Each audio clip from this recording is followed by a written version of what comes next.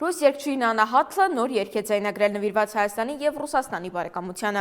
Մեծ սիրով դեպի արևոտ Հայաստան, այսպես է մակագրել տեսանյութը արտիստը։